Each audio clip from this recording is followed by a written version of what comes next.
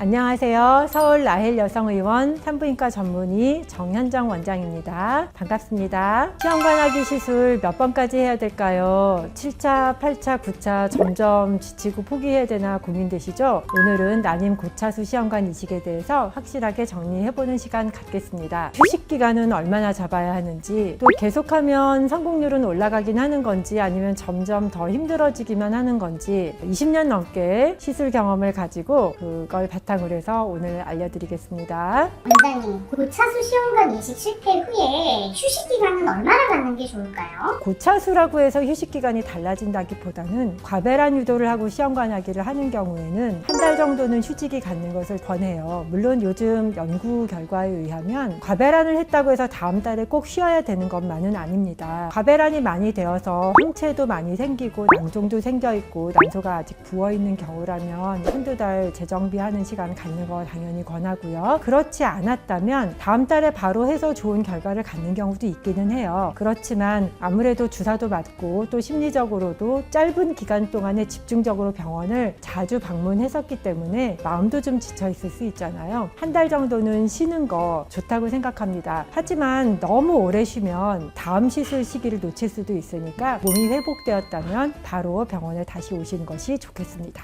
오래 쉬면 난소 기능에 이슈가 생길까요? 그렇지는 않아요. 여기에 대한 정확한 연구가 하나 있었는데, 코로나 기간에 강제적으로 방역 때문에 셧다운을 했었던 유럽과 미국이 있었죠. 여기에서는 그때 난임 클리닉도 문을 닫았어요. 그래서 과연 셧다운 기간에 병원에 오지 못하고 시술을 못했을 때 다음 결과가 얼마나 많이 안 좋았었는지에 대한 데이터 축적을 해서 발표를 했었답니다. 그랬더니 난소 기능이 많이 떨어져 있었다고 하더라도 한 3개월 정도 시술이 지연된 것은 그렇게 시술 결과에 지장은 없었다고 해요. 하지만 그 이상 쉰다고 생각하면 저는 어떤 환자는 5년 만에 다시 오신 경우도 있었어요. 이러면 전혀 다른 사람이 되어 있답니다. 그러니까 그렇게 오래 쉬지는 않도록 하시면 될 것 같아요.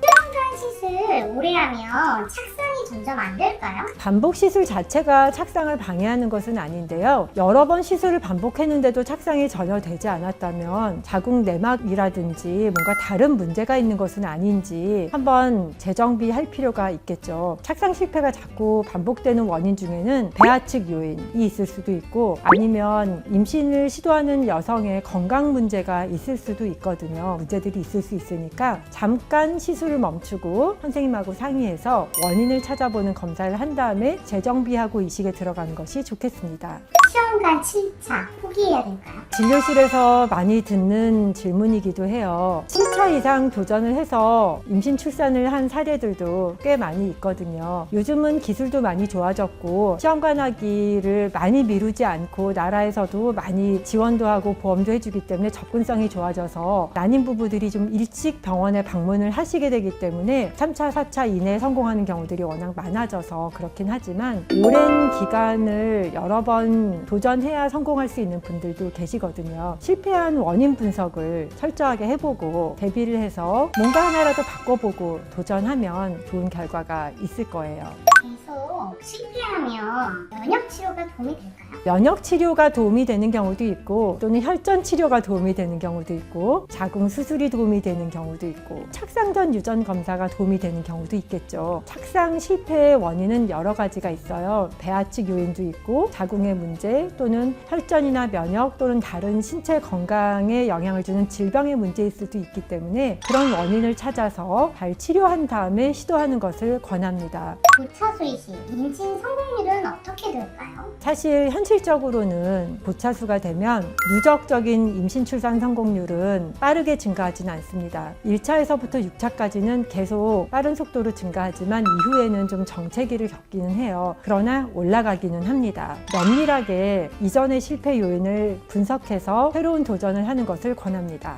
40세 이상의 고령 환자의 경우 몇 차까지 시도하는 게 현실적일까요? 40세부터는 여성이 본인이 염색체가 정상이라고 하더라도 감수분열로 인해서 생기는 난자의 염색체 수적 이상이 50% 이상으로 증가하게 되거든요. 염색체 수적 이상은 난자의 질과 앞으로의 수정 그리고 착상에 굉장히 영향을 주고, 그렇기 때문에 40세 이상에서는 임신 성공률이 급격하게 낮아지는 것은 사실입니다. 하지만 40세도 나이에 따라서 따라서 또 본인이 가지고 있는 난자 질, 난소 기능에 따라서 동반된 다른 질환이라든지 남편의 나이라든지 상황 이런 것들에 따라서 굉장히 다 달라지게 되거든요. 그리고 지금 정부 지원과 보험 회차의 증가로 인해서 시험관을 좀 더 도전해 볼 수 있는 기회가 많아졌기 때문에 실제로 40세에서 42세는 임신 출산 성공률이 매우 많이 높아졌습니다. 그래서 한 번의 임신 성공률은 그렇게 높지 않지만 누적적으로 하다 보면 나에게도 기회가 오는 분들이 특히 40세에서 42세 사이에서 엄청 많아졌고 희망을 갖고 도전하시기 바랍니다.